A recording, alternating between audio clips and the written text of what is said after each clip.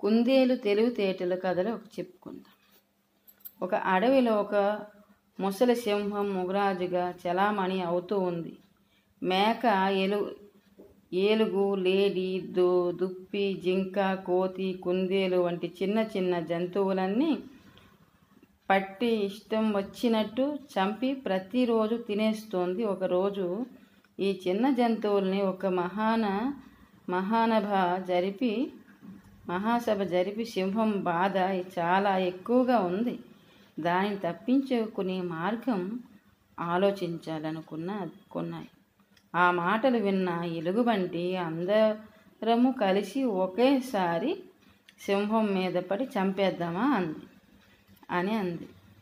అది జరిగే పని కాదు, ఆ పని మనం చెయ్యలేము అని అరిచాయి. మిగతా జంతువులు ఈ లోపున నక్క మనం మృగరాజుతో ఒక సంధి చేసుకుందాం అని సలహా ఇచ్చింది. ఏమని? ఒప్పందం చేసుకుందాం అని జింక అడిగింది. అప్పుడు నక్క ఉత్సాహంగా ఇలా అంది, అది మనల్ని రోజుకు ఎన్నెన్నో జంతువుల్ని చంపే బదులు రోజుకో మనలో ఒకరిని సింహానికి ఆహారంగా పంపుదాం. ఎలా ఉంది నా సలహా అంది. సహబాస్, చాలా బాగుంది అన్నాయి అన్నీ. ఈ విషయం మృగరాజు సింహానికి చెప్పగానే తను వేటాడి శ్రమ లేకుండానే ఆహారం దానంతట అదే తన వద్దకు వస్తుందని భావించి అంగీకారం తెలిపింది. అలా ప్రతిరోజు, ఒక రోజు జింక, రెండో రోజు మేక, మూడో రోజు కోతి, నాలుగో నాడు ఆవు, ఐదో రోజు గొర్రె ఆహారంగా వెళ్ళసాగాయి. ఇలా మృగరాజుకు వేటాడనవసరం లేకుండానే రోజులు గడిచిపోతున్నాయి.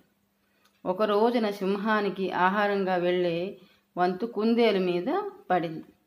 కుందేలు తెలివితేటలు దిట్టవ మంచి ఉపాయంతో మృగరాజు వద్దకు అనుకున్న సమయానికి వెళ్లకుండా కావాలని ఆలస్యంగా చేసి సింహానికి ఆకలి ఎక్కువై ఆగ్రహవేశంలో ఉంది. ఇంతలో కుందేలు రానే వచ్చింది. దాని మీద కోపంతో, ఏమి ఇంత ఆలస్యం కుందేలా అని గర్జించి దానికి సమాధానంగా నాతో మరొక జంతువును కూడా పంపారు. అయితే దాని దారిలో ఒక సింహం అడ్డం వచ్చి చంపి తినివేసింది. నేను తప్పించుకొని నీ వద్దకు వచ్చాను అని అబద్ధం చెప్పింది.